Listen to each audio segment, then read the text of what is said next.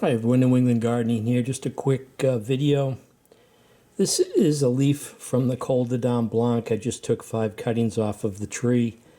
And this is what kills me about this plant, is every time I think I want to get rid of it, I open up one of these figs. Now this fig is nowhere near ripe.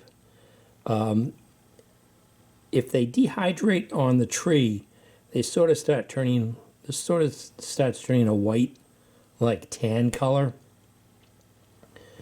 But if I was in a warmer climate and it had more time, this is what always changes my mind about wanting to get rid of this tree, is that you open this up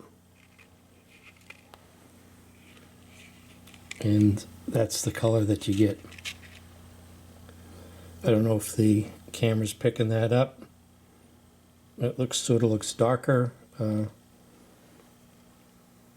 than the camera or the viewfinder is showing, or the LCD display. But it tastes like raspberry, but I'm getting a little bit of that irritating latex sensation. So yeah, I mean, it smells like a raw unripe fig, but geez, the interior on this is just spectacular. And I just took one of these old grapefruit spoons and tried some, and like I said, it's almost like a raspberry flavor.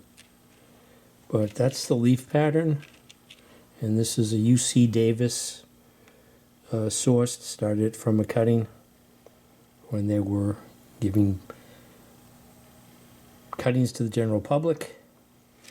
There's a couple other, there's another leaf pattern from this tree, but this is the most characteristic for this tree here, is this leaf here.